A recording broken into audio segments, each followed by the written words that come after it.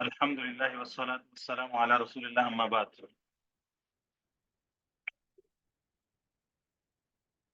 امام مسلم رحمہ اللہ نے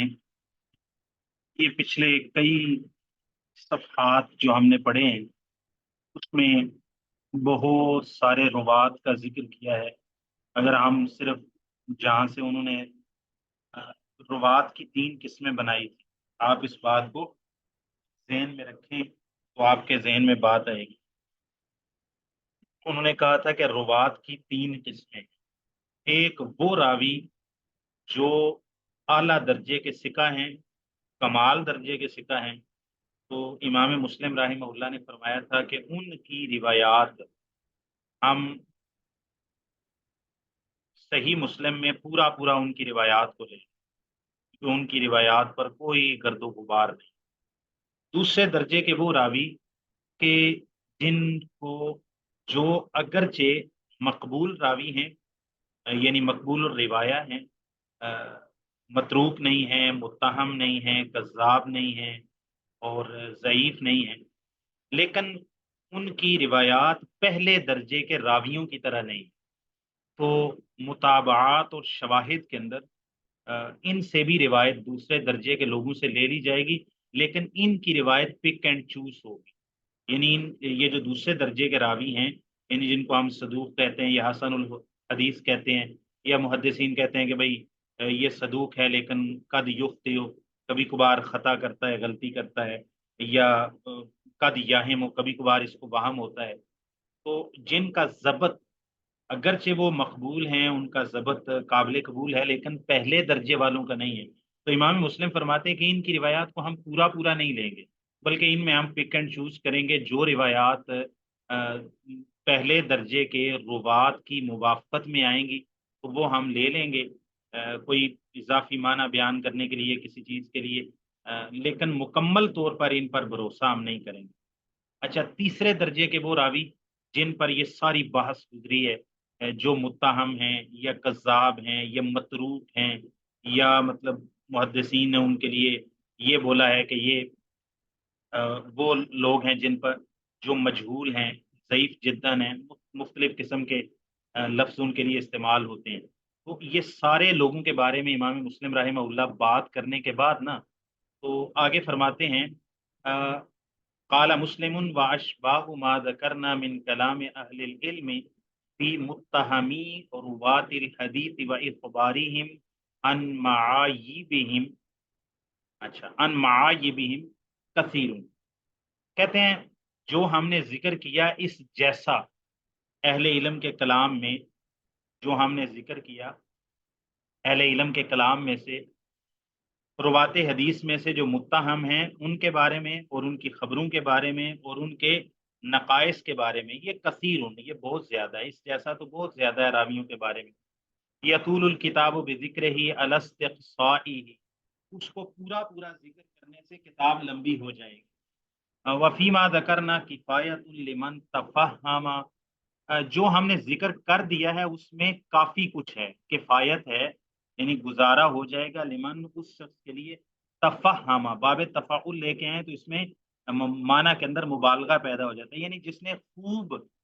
فہم حاصل کیا، تفہم جس نے خوب غور و فکر کیا، وعقل مذہب القوم، اور محدثین کے مذہب کو اور ان کے مسلک کو سمجھا، فیما قالو، جو انہوں نے کہا ہے محدثین نے، اس بارے میں محدثین کے مذہب کو مسلک کو جس نے سمجھا اور اس میں خوب فہم حاصل کیا، من ذالک، اس بارے میں، وبینوا، اور واضح کیا، تو اس کے لیے کافی کچھ اس میں موجود۔ تو اب امام مسلم رحمہ اللہ یہ بات بیان کرنے لگے ہیں کہ محدثین نے یہ ذمہ اپنے ذمے یہ چیز کیوں لی کہ راویوں کے عیوب بیان کریں، اور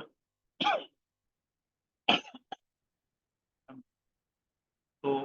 کہتے ہیں وَإِنَّمَا أَلْزَمُوا أَنفُسَهُمْ الْكَشْفَ عَنْ مَعَایِبِ رُوَاةِ الْحَدِیثِ وَنَاقِلِ الْأَخْبَارِ، سوائے اس کے نہیں لازم کیا ان محدثین نے، انفسہم، اپنے اوپر، انہوں نے اپنے اوپر لازم کر لیا الکشف،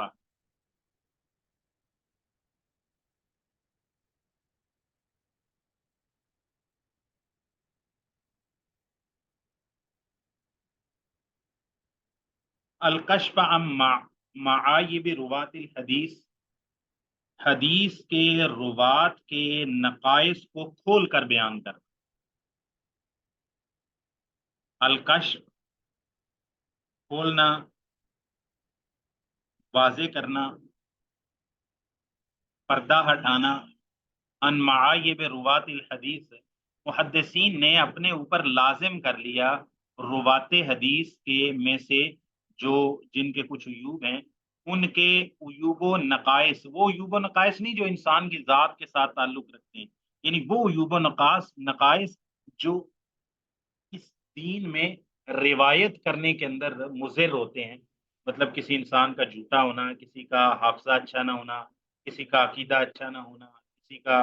کردار کریکٹر اچھا نہ ہونا، اس کی عدالت، ایسی باتیں. باقی یہ عیوب تو اس میں ذکر نہیں کیے جائیں گے نا، بھائی کسی کا قد کیسا تھا، کسی کا رنگ کیسا تھا، کسی کی نسل کیسی تھی. وہ چیزیں نہیں ہیں. وہ انسان کے ذاتی جو خلقی جس کو ہم کہتے ہیں نا، اس کے خلقی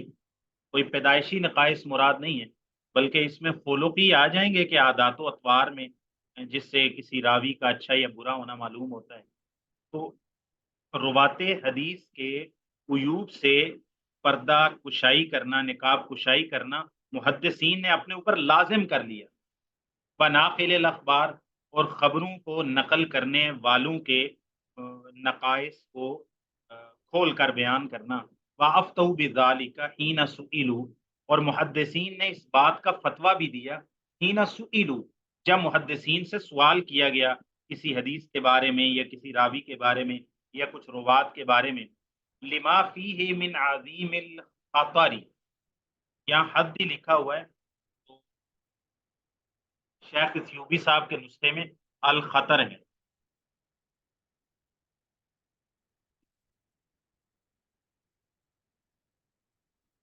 لما فیہ من عظیم الخطر، کیونکہ اس میں بہت بڑا خطرہ ہے. دین ہی سارے کا سارا کمپرومائز ہو جائے گا، دین ہی مشکوک ٹھہر جائے گا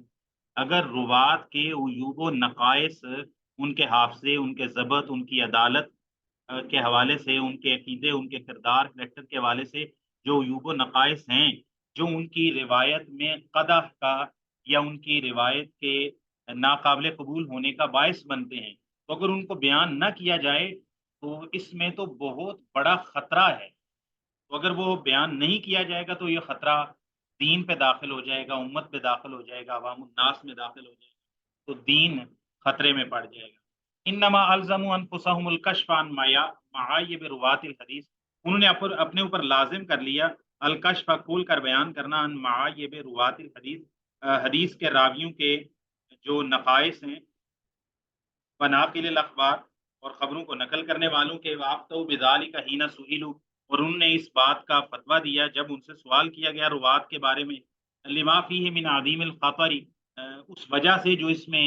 بہت بڑا خطرہ پایا جاتا ہے اگر ایسا نہ کیا جائے. اذ الاخبار، وہ آگے وجہ بھی بیان کر رہے ہیں، تو اسی سے معلوم ہوتا ہے کہ یہ لفظ الحظ نہیں ہے. حظ کا معنی تو حصہ ہوتا ہے نا، بہت بڑا حصہ ہے. تو اگر یہ معنی بھی ہو تو تعویل اس کی بھی ہو سکتی ہے، کیونکہ اس میں دین کا بہت بڑا حصہ ہے، دین کا بہت بڑا اس میں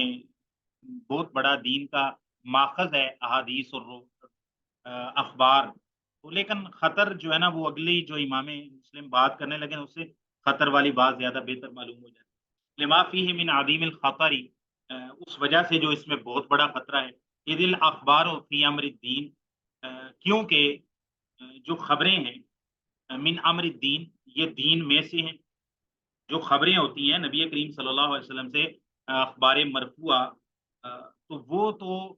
من امر الدین، یہ دین کے معاملے میں سے ہیں. انما تأتی بتحلیل، یہ جو اخبار ہیں نبی پاک صلی اللہ علیہ وسلم سے، یہ آتی ہیں بتحلیل، یا وہ متعدی والا معنی کر لیں، تأتی بتحلیل، یہ حلال کرنا، تأتی بتحلیل او تحریم او امر او نہی او ترغیب او ترہیب، یہ اخبار لے کر آتی ہیں تحلیل کو، تحریم کو، امر کو، نہی کو، ترغیب دینے کو، کسی چیز سے ڈرانے کو. یعنی یہ اخبار آتی ہیں بتحلیل، حلال کرنے کے معاملے کو لے کے، حرام کرنے کے معاملے کو لے کے، کسی چیز کا حکم دینا، کسی چیز سے منع کرنا، کسی چیز کی ترغیب دینا، کسی چیز سے ڈرانا. فَإِذَا كَانَ الرَّاوِي لَهَا لَيْسَ بِمَعْدِنٍ لِلصِّدْقِ وَالْأَمَانَةِ، جب ان کا روایت کرنے والا راوی ہی صدق و امانت کا محل نہیں ہے، صدق و امانت کا محل نہیں ہے، صدق و امانت کی کان نہیں ہے. اصل میں معدن لفظ بولا نا، معدن کانیں ہوتی ہیں جہاں سے ہیرے جواہرات، نمک اور اس طرح کی قیمتی چیزیں زمین سے نکالی جاتی ہیں. تو اب امانت اور سچائی یہ بھی دو عظیم خزانے ہیں، دو عظیم جوہر ہیں، دو عظیم کہہ لیں کہ داتے ہیں جو انسان کی روایت کے قبول ہونے کا سبب بنتے ہیں. تو گویا کہ یہ دونوں سونا اور چاندی ہیں کہ ایک انسان کے لیے. تو جو شخص صدق و امانت کا محل ہی نہیں ہے، یعنی یا اس میں سچائی موجود نہیں ہے، امانت موجود نہیں ہے، تو اس کا مطلب ہے کہ وہ شخص عادل راوی نہیں ہے.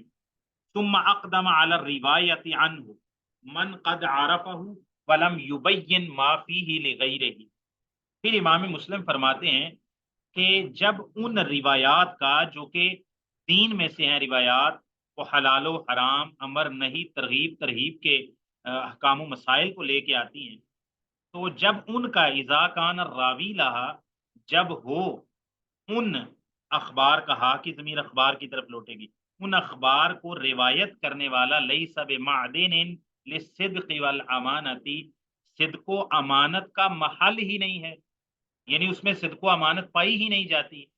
ثم اقدام علی الروایت عنہ، پھر آگے بڑھتا ہے، جرت کرتا ہے، یہ معنی بھی ہے تجرع یتجرع. ثم اقدم علی الروایت عنہ، پھر جرت کرتا ہے، آگے بڑھتا ہے، علی الروایت عنہ، ایسے راوی سے روایت کرنے پر جرت کرتا ہے من، ایسا شخص، قد عرفہ، جس نے اس کو پہچان لیا ہے، ولم یبین ما فیہ لغیرہ، اور اس نے کھول کر بیان نہیں کیا، ما اس عیب کو فیہ جو اس راوی میں پایا جاتا تھا، لغیرہ اپنے غیر کے لیے، جس کو وہ یہ حدیث بیان کر رہے ہیں آگے، جس کو سنا رہا ہے، جس راوی سے سنی تھی، اس راوی کے عیب کو، اس کے نقائص کو، اس کی صدق و امانت کو، اس کی عدالت کو، اس کے ضبط کو، اس کے عقیدے کو، یہ بیان کرنے والا جانتا بھی تھا کہ وہ شخص صدق و امانت کا معدن اور محل نہیں ہے، اس میں صدق و امانت نہیں پائی جاتی، یا اس میں ضبط تام نہیں پایا جاتا. تو پھر اس سے روایت لینے میں آگے بڑھتا ہے وہ شخص جس نے اس کے عیب کو پہچان بھی لیا، لیکن اس کے عیب کو کھول کے بیان نہیں کیا غیر کے لیے، دوسرے شخص کے لیے جس کو حدیث بیان کر رہے ہیں. ممن جاہل معرفتہ، ان لوگوں میں سے جو اس کی پہچان سے لا علم رہا، یعنی جو عام کسی دوسرے عامی شخص کو یا اپنے شاگردوں کو روایت وہ بیان کر رہا ہے، اور روایت ضعیف راوی سے لے کے بیان کر رہا ہے. اب اس ضعیف راوی کے بارے میں یہ سامع، یہ جو تھرڈ پرسن ہے، ایک ہے جس سے حدیث لی جا رہی ہے، اور ایک ہے حدیث بیان کرنے والا، اور ایک ہے تیسرا شخص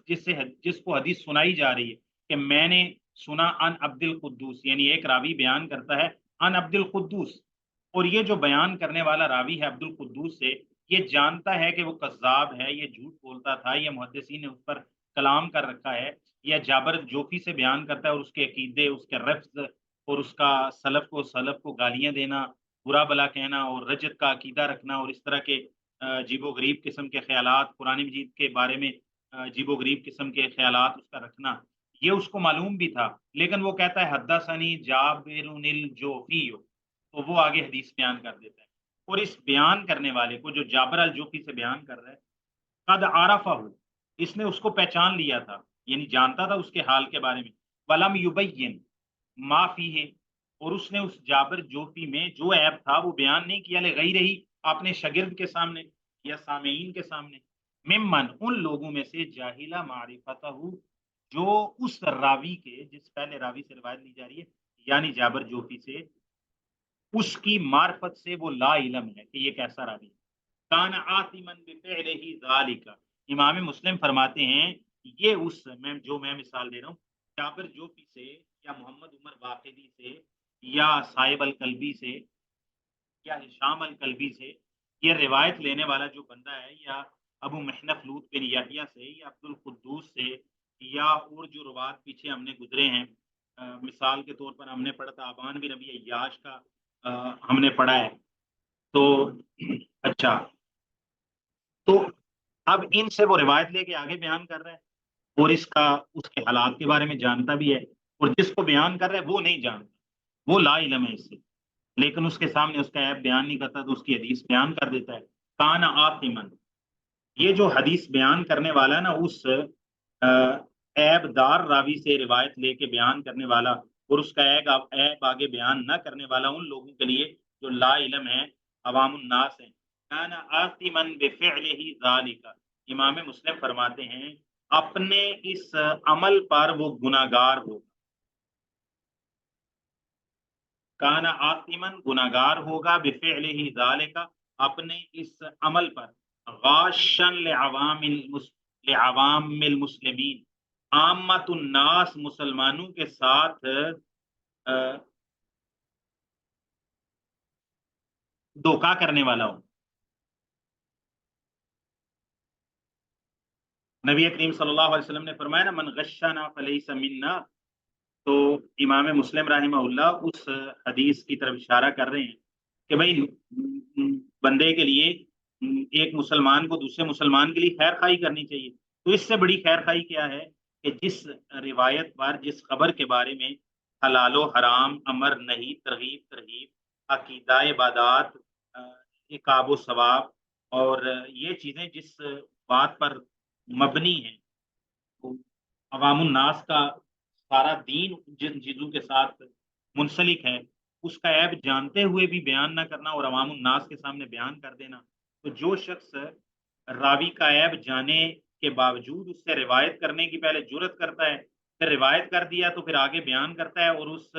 جو لوگ اس کے عیب سے لا علم ہیں ان کے سامنے اس کا عیب بیان نہیں کرتا، بتاتا نہیں ہے کہ یہ اس نے مجھے بیان کیا لیکن بندہ جھوٹا تھا، تاکہ عوام الناس جان لے کہ یہ روایت صحیح نہیں ہے۔ کان آتمن، اس کا عیب بیان نہیں کرتا عوام الناس کے لیے، خاص طور پر کان آتمن بفعلہ ذالک، اپنے اس کام پر وہ، اپنے اس عمل پر وہ گناہگار ہوگا، غاشن، دھوکہ کرنے والا ہوگا، لعوام من مسلمین، عام مسلمانوں کے ساتھ دھوکہ کرنے والا ہوگا، عام مسلمانوں کے ساتھ خیانت کرنے والا ہوگا، عام مسلمانوں کے ساتھ ان کے دین میں ملاوٹ کرنے والا ہوگا، ٹھیک ہے۔ اذ لا یؤمن علی بعض من سمع تلک الاخبار، کیونکہ بے خوف نہیں ہوا جا سکتا، علی بعض من، بعض ان لوگوں کے اوپر، من سامع تلک الاخبار، جو یہ خبریں سنیں گا جو آپ ان کو سنا رہے ہیں، ان یستعملها، کہ وہ ان پر عمل کرنا شروع کر دے، او یستعمل بعضها، یا ان میں سے بعض روایات پر عمل کرنا شروع کر دے، ولعلها او اکثرها اکاذیب لا اصل لها، اور شاید کہ وہ ساری ہی روایات، او اکثرها، یا ان میں سے اکثر روایات جو آپ ان کو بیان کر رہے ہیں، ان کا عیب بیان کیے بغیر، ان کا ذوق بیان کیے بغیر عوام الناس کو بیان کریں، ولعلها، شاید ہو سکتا ہے کہ وہ ساری روایات، او اکثرها، یا ان میں سے اکثر، اکاذیب، جھوٹی روایات، لا اصل لها، جن کی کوئی اصل ہی نہ ہو، مع ان الاخبار الصحاح من روایت الثقات واہل القناعت اکثر، ہاں یہ بڑی خوبصورت بات کی ہے، کہتا ہے ضعیف روایت، پھر ضعیف روایت بیان کرتے ہیں، خاص طور پہ خطیب اور واعظ قسم کے لوگ، یا فضائل اعمال بیان کرنے کا جن کو بڑا چسکا ہوتا ہے، اور احادیث سیاح میں فضائل جو بیان ہوئے ہیں ان کو چھوڑ کر ضعیف روایات بیان کرتے ہیں، وہ کہتے ہیں بھائی لوگوں کو اس میں ترغیب ہوتی ہے، تو اس کا جواب امام مسلم نے دے دیا، کہتا ہے مع ان الاخبار الصحاح، باوجود اس کے کہ صحیح خبریں جو ہیں، احادیث سیاح جو ہیں، من روایت الثقات، جو ثقہ راویوں کی روایت میں سے ہیں، واہل القناعت، اور جو قناعت کرنے والے، یعنی صرف صحیح پر جو قناعت کرنے والے ہیں، ان کی جو روایات ہیں اکثر، بہت زیادہ ہیں، من ان یستر الی نقل من لیس بثقات، ثقات راویوں کی روایات، احادیث صحیحہ بہت زیادہ ہیں دین کے معاملے میں، اس بات سے ان یستر، کہ بندہ لاچار ہو، مجبور ہو، الی نقل من لیس بثقات، اس بندے کی روایت نقل کرنے کی طرف بندہ مجبور ہو کہ جو ثقہ نہیں ہے، فلا مقنع، یا جو قناعت کرنے والا نہیں ہے، یا جس کی روایت پر قناعت نہیں کیا جا سکتا، جس کی روایت پر انسان بھروسہ نہیں کر سکتا۔ تو امام مسلم فرماتے ہیں کہ بھائی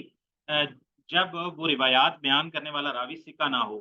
اور صدق و امانت کا محل نہ ہو، پھر کوئی محدث کوئی شخص ان سے روایت بیان کرتا ہے اور اس راوی کا حالت بھی جانتا ہے، لیکن دوسروں کے لیے، سامعین کے لیے، عوام الناس کے لیے ان کی ان راویوں کا حال یا ان روایات کا حال بیان نہیں کرتا، تو وہ یہ کام کرنے میں گناہ گار ہوگا اور عوام الناس کے ساتھ دھوکہ کرنے والا ہوگا، اور دین کے معاملے میں ان کے دین کو غلط ملت کرنے والا اور ان کے دین میں ملاوٹ کرنے والا ہوگا ضعیف اور جھوٹی روایات کی۔ کیونکہ جس بندے کو وہ روایتیں بیان کی جا رہی ہیں اس سے امن میں نہیں ہوا جاتا، یعنی بے خوف نہیں ہو سکتے، یعنی یہ خوف لگا رہے گا، آپ اس چیز کا خدشہ رہے گا بعض ان لوگوں کے بارے میں کہ جو آپ سے یہ روایات سن رہے ہیں، آپ ممبر پہ بیان کر رہے ہیں تو وہ کہیں گے جی مولوی طارق جمیل صاحب بیان کر رہے ہیں، معذرت کے ساتھ ان کا نام لینا پڑ جاتا ہے کیونکہ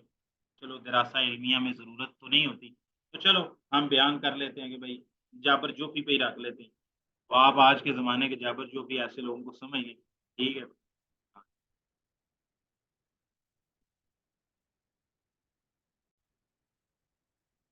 اچھا، تو جب یہ روایات آج کل کے جابر جوفی بھائی لوگوں کے سامنے بیان کرتے ہیں، تو جس بندے کے سامنے بیان کرے اس کو تو علم نہیں ہے، اس کو تو دین کا جذبہ ہے، اور جو روایات آپ ان کو سنا رہے ہیں اس میں چاشنی بھی بڑی زیادہ ہے، اس میں اتنا اتنا اجر و ثواب بیان کیا جا رہا ہے، سبحان اللہ، تو وہ شخص ان کو عمل کرے گا ان کے اوپر، یا ان میں سے بعض پر عمل کرے گا، تو ہو سکتا ہے کہ وہ روایات ساری کی ساری بلکہ اکثر اکاذیب ہوں، جھوٹ ہوں، باوجود اس کے کہ ضعیف روایتیں بیان کرنے کی ضرورت ہی نہیں ہے دین اسلام میں، دین اسلام کو ضرورت ہی نہیں ہے ضعیف روایات کی، کیوں؟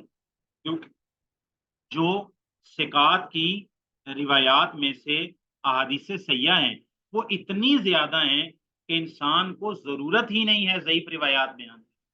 اکثر احادیث صحیحہ من روایت ثقات، ثقات کی خبروں میں سے واہل القناعت اور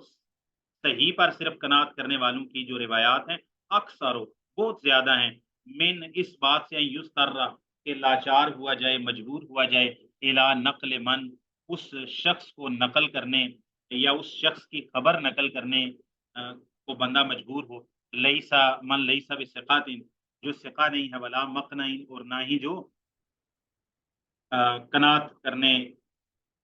والا ہے یا جس میں قناعت کیا جا سکے، ٹھیک ہے۔ تو امام مسلم رحمہ اللہ نے پورا مقدمہ یہاں پر بیان کر دیا ہے، اور خاص طور پہ انہوں نے اس بات پر بہت سختی کی ہے کہ جو شخص ضعیف اور جھوٹے راویوں سے روایت لیتا ہے، پہلی تو بات ہے کہ اس کی روایت آگے بیان کرنا ہی ٹھیک نہیں ہے، اور اگر کبھی بیان کرے تو پھر لازم ہے کہ اس کا پھر عیب بھی لوگوں کے سامنے بیان کرے، اگر وہ عیب بیان کیے بغیر روایت بیان کر دیتا ہے تو پھر یہ گناہ گار بھی ہوگا، اور خاص طور پہ جو خواص ہوں گے، جو علماء ہوں گے، جو محدثین ہوں گے، جو حدیث پڑھنے پڑھانے والے ہوں گے، جو تحقیقات کو پڑھتے ہیں، شیخ البانی کی کتابوں کو پڑھتے ہیں، شیخ علی صاحب کتابوں کو پڑھتے ہیں، یا خود تحقیق کر لیتے ہیں، تو بھائی وہ تو چونکہ دن رات کتابوں کے اندر گھرے رہتے ہیں، تو یا ان کے پاس وہ وسائل موجود ہیں، مکتبہ شاملہ کھول لیا یا اس طرح کوئی بھی شیخ البانی کی جو کتب اربا کی تحقیق ہے یا ارباء الغلیل ہے یا صحیحہ ہے، ضعیفہ ہے، کھول لی تو چیک کر لیا، یا شیخ زبیلی صاحب کی کتب سے استفادہ کر لیا، تو بھائی وہ تو چلو آپ بیان بھی کر دیں گے علماء اور طلباء کی مجلس کے اندر، تو آپ اگر ایپ بیان نہیں بھی کرتے ادھر بھی آپ کو کرنا چاہیے، کیونکہ علماء اور طلباء میں بھی سارے لوگ ایک فن حدیث کے اندر اور اس میں ماہر نہیں ہوتے، ہو سکتا ہے کہ ایک عالم تفسیر میں بہت زیادہ ماہر ہو لیکن حدیث کے صحت و ذوق میں وہ ماہر نہ ہو، ایک نحو و صرف میں ہم تو اس کو عالم ہی کہیں گے، بھائی نحو صرف اور لغت کا اور ادب عربی کا بہت ماہر ہے، تو وہ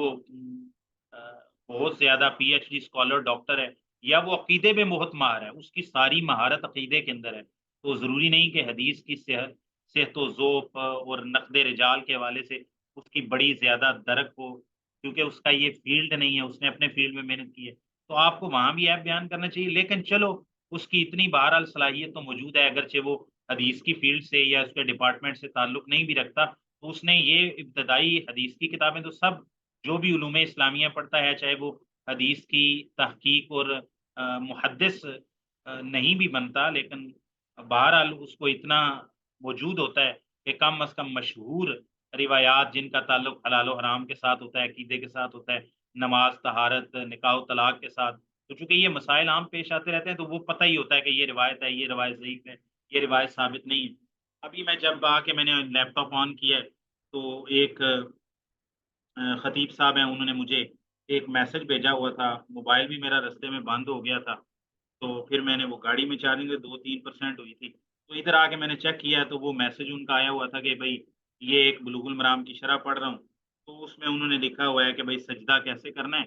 تو سجدے کا لکھ کے نا آگے فقہ الحدیث میں نیچے لکھا ہوا ہے کہ بھائی عورت جو ہے نا وہ سجدے میں اپنی کونیوں کو زمین سے اٹھا کے نہیں رکھے گی، وہ زمین پر بچھا کے رکھے گی، تو آگے وہ حوالہ دیا ہوا ہے کسی کتاب کا، تو مجھے میسج وہ بھیج کے کہتے ہیں کہ بھائی یہ کیا ہے، تو میں نے کہا بھائی اس بارے میں جتنی بھی روایات آتی ہیں نا وہ ثابت نہیں ہے، تو مرفوع ایک بھی روایت ثابت نہیں ہے جو عورت اور مرد کی نماز میں اس طرح فرق کرنے والی ہو، اور ابراہیم النخعی تابعی سے کچھ اقوال آتے ہیں وہ بھی ثابت نہیں ہے، اگر کوئی ثابت ہے بھی تو وہ بھی ان کا اجتہاد مانا جائے گا، قرآن و سنت کے خلاف، وہ ان کا ذاتی فتویٰ ہوگا، قابل قبول نہیں ہے۔ تو اب یہ نہیں کہ مطلب میں کوئی فن حدیث میں بڑا ماہر ہوں، صرف یہ ہے کہ جو نماز روزے سے تعلق رکھتے ہیں، چونکہ روز ہم نے لوگوں کو پڑھنا پڑھانا بلوغ المرام سے لے کے صحیح بخاری تک 10-12 سال ہو گئے ہیں حدیث پڑھاتے ہوئے، تو وہ اتنی جو باتیں نماز، طہارت، جو کم از کم احکام و مسائل سے ہوتی ہیں تو وہ انسان کے ذہن میں ہوتا ہی ہے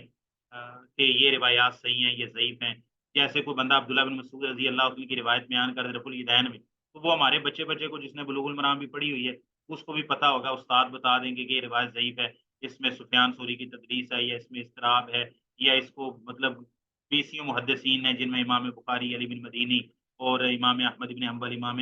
شافعی، اور اسی طرح بہت سارے محدثین، حافظ ابن حجر، سب نے ضعیف قرار دیا، تو یہ ایسی بات ہے کہ ہر بندے کو یہ بچے بچے کو یاد ہوگی،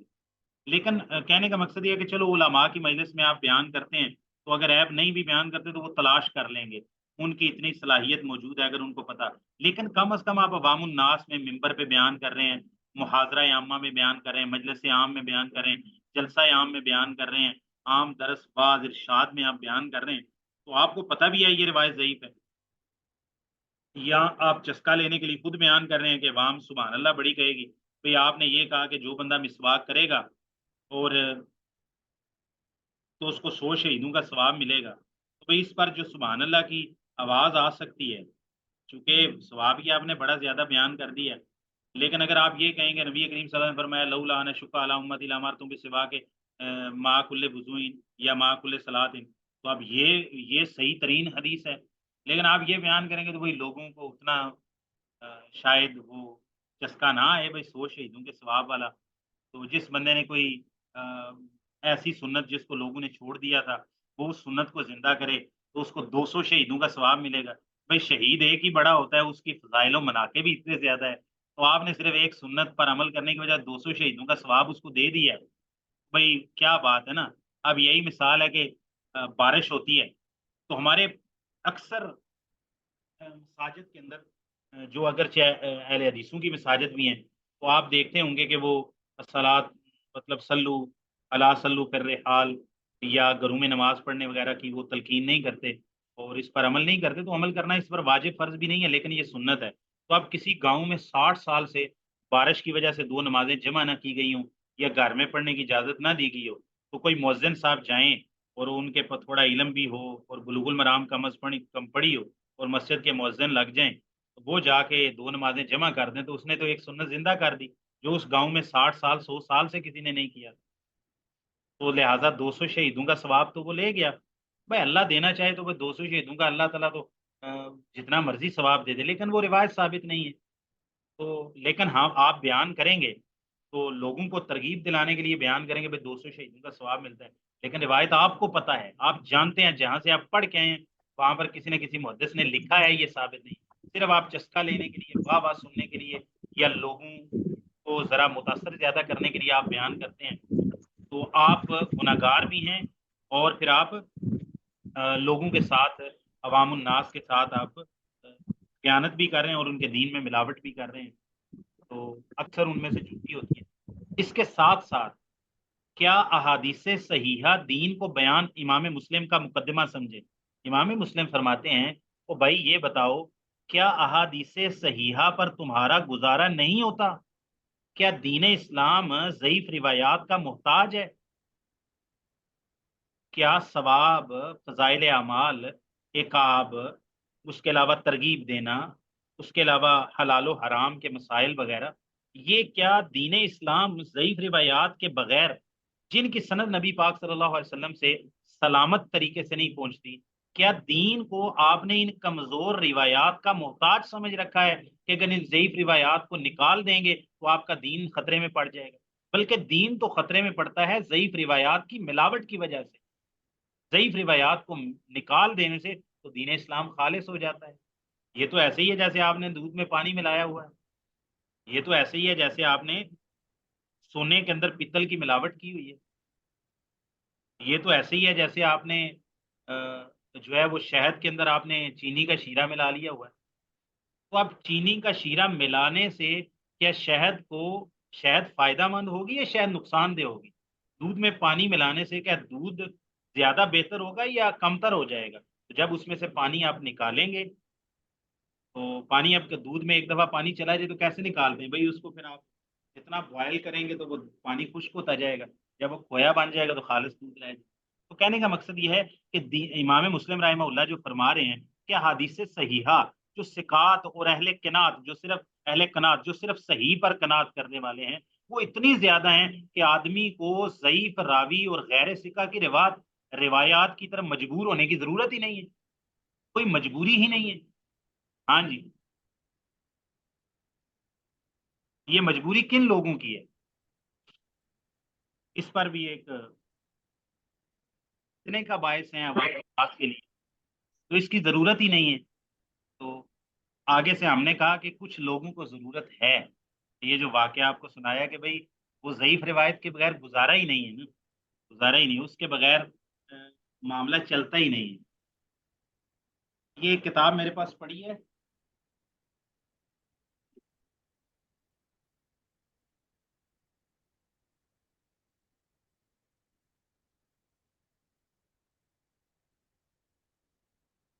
یہ نا کتاب ہے آثار السنن، آپ نے نام سنا ہوا ہے اس کا؟ یہ میرا خیال ہے ظفر احمد تھانوی صاحب کی، ٹھیک ہے؟ یہ میرا ہاں بالکل ظفر احمد تھانوی کی ہی لگتی ہے، واللہ اعلم۔ ہاں ظفر نہیں نہیں، یہ کیا کتاب کا نام ہے؟ فإن محمد ظہیر احسن شوق نیموی، اچھا، ہاں ہاں، یہ نا محمد ظہیر احسن شوق نیموی، یہ اس کی کتاب ہے۔ اچھا یہ کتاب کس طرح کی ہے کہ بھائی انہوں نے نا جس طرح ہمارے پاس نا بلوغ المرام ہم پڑھاتے ہیں نا احکام و مسائل میں، احکام و مسائل کی اس میں کوئی 1500-1600 احادیث موجود ہیں، تو یہ اس کے نا آپ کہہ لیں کہ مقابلے میں ایک کتاب طہارت سے لے کے تو آگے وصایا تک جو ہے نا یہ تیار کی گئی، تو آپ اس کتاب کو پڑھیں تو آپ دیکھیں گے بھائی بہت کم ہے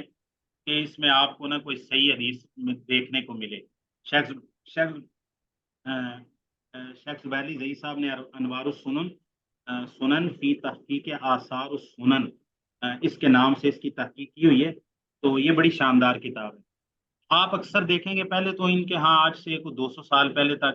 150-200 سال پہلے تک نا صرف مشکات پڑھائی جاتی تھی، کتب ستہ پڑھائے جانے کا کوئی اتنا رواج بھی نہیں تھا، اور مدارس میں صرف اپنے متون فقہ کے متون ہی پڑھائے جاتے تھے۔ ایک قدوری کو پڑھایا، اور اس کے علاوہ افتابہ عالمگیری کو پڑھایا، افتابہ قاضی خان کو پڑھایا، اور اسی طرح پھر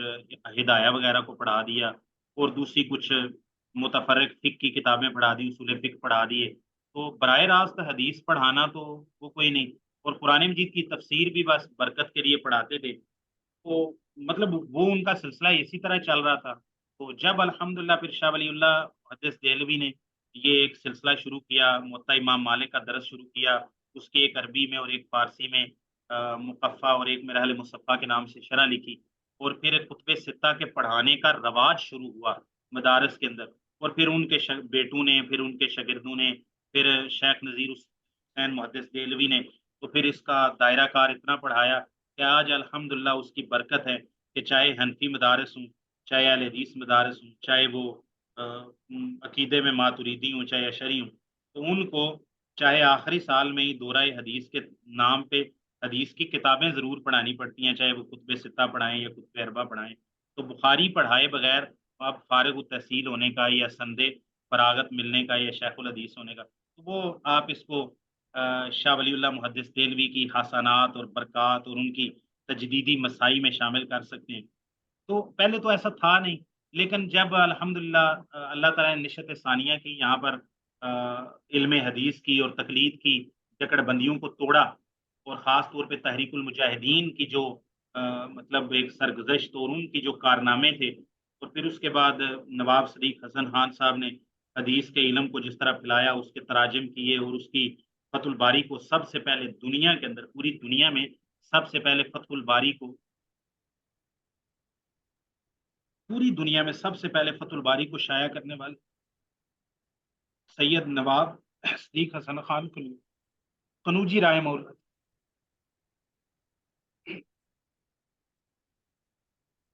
مکتبہ بولاک مصر سے انہوں نے اس کو تباہ کروایا، اور ہندوستان اور بلکہ پوری دنیا کے اندر اس کو فری تقسیم۔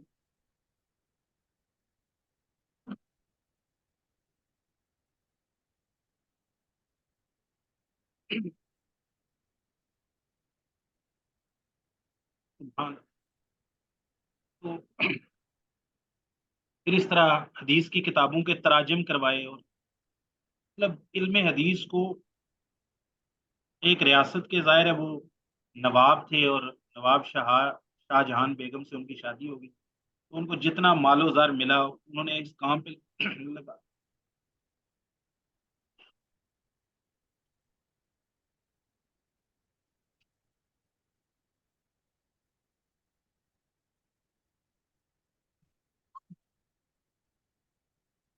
بہت بڑے بہت بڑے نواب صدیق حسن، بہت، کوئی بھی بندہ برے صغیر پاک و ہند کی تاریخ لکھے، چاہے وہ ادب کی تاریخ لکھے، چاہے وہ علم کی تاریخ لکھے، چاہے وہ مسلمان ہو، چاہے وہ غیر مسلم، چاہے وہ کوئی بھی ہو، نواب صاحب کو اس میں سے فراموش نہیں، تحریک شہیدین کو فراموش نہیں کر۔ میں تھوڑا اموشنل ہو گیا ہوں بات کی، نواب صدیق حسن خان صاحب، سبحان اللہ۔ تو جب یہ سلسلہ شروع ہوا تو نواب صاحب نے پھر بلوغ المرام کی شرح لکھی، مطلب میرے علم کے مطابق ان کی ایک فارسی میں شاید شرح لکھی، اور ایک انہوں نے اس میں عربی میں شرح لکھی خود۔ اب یہ حدیث پڑھانے کا سلسلہ بھائی جو مسلک محدثین کا سلسلہ الحمدللہ شروع ہوا، تو اب ان کے مدارس میں پہلے سال میں بچہ جا رہا ہے تو حدیث پڑھ رہا ہے، وہاں پر 4 4 6 6 سال تک حدیث نہیں پڑھائی جا رہی، صرف مشکات پڑھائی جا رہی ہے بس، وہ پرانی پڑھتے چلے آ رہے تھے، اس میں ساری مکس حدیث ہیں، تو بس وہ برکت کے لیے پڑھا دی، باقی سارے اپنے متون، اپنی فقہ کے متون چل رہے ہیں۔ تو جب یہ سلسلہ شروع ہوا تو بلوغ المرام ایک بہت بڑی شاندار کتاب ہو گئی، تو اس کی وجہ سے جو اہل حدیث مدارس سے بچے فارغ ہوتے تھے، ان کے پاس اپنے یعنی کہہ لے کہ اپنے دین، اپنی دین کے اوپر، اپنے فقہ کے اوپر، اپنے مسلک کے اوپر قرآن و سنت کے ٹھیٹ دلائل ہوتے تھے کہ یہ روایت صحیح بخاری میں، یہ مسلم میں، یہ ابو داؤد میں، یہ ترمذی میں ہے، یہ فلاں، یہ مسند احمد میں ہے، ہر بات پہ، رفع الیدین پہ، آمین پہ، فاتحہ خلف الامام پہ، اور طہارت پہ، وضو پہ، جو بھی اختلافی مسائل ہیں وہ حدیث بیان کرتے ہیں۔ ان کے پاس کیا ہے جی، قالا امام ابو حنیفہ، قالا قالا صاحبہ ابی حنیفہ ہکذا، قالا محمد بن الحسن، و قالا جو ہے وہ قالا ابو یوسف، و قالا ظفر، بس اس سے زیادہ آگے بات نہیں جاتی۔ تو کہنے کا مقصد یہ ہے کہ پھر ان کو فکر لاحق ہوئی، تو اس کے مقابلے میں پھر جو ہے نا یہ بلوغ المرام کا مقابلہ کرنے کے لیے، نصاب کے لیے یہ کتاب ایک لکھی چھوٹی سی، تو اس میں بھی میرا خیال ہے کوئی 1000 1200 حدیث ہوں گی، ہاں تقریباً۔ تو اس میں آپ دیکھیں گے کہ وہ امام مسلم کہہ رہے ہیں کہ بھائی ضعیف روایت کی ضرورت ہی نہیں ہے، اتنی صحیح حدیث موجود ہیں دین اسلام کے لیے کہ ضعیف روایتوں کی ضرورت ہی نہیں ہے، لیکن اس میں ہم نے یہ کہا کہ بھائی بعض لوگوں کو ضرورت ہے، اس کے بغیر گزارا نہیں ہوتا نا۔ اچھا، بس یہیں تک، آگے پھر وہ نیا شروع کریں گے امام مسلم رحمہ اللہ، آگے پھر وہ یہ معانن روایت اور جس راوی کی آن والی روایت کا کیا حکم ہوتا ہے، تو اس میں محدثین کے دو مسلک ہیں، خاص طور پہ امام بخاری کا اور امام مسلم کے مسلک میں تھوڑا سا فرق ہے، تو وہ ہم انشاءاللہ واضح کریں گے۔ تو یہ قاعدہ امام مسلم رحمہ اللہ نے بہت خوبصورت قاعدہ بیان کیا ہے کہ بھائی جو بندہ ضعیف روایت بیان کرتا ہے اور خاص طور پہ عوام الناس کے سامنے بیان کرتا ہے اور اس کا عیب بھی بیان نہیں کرتا،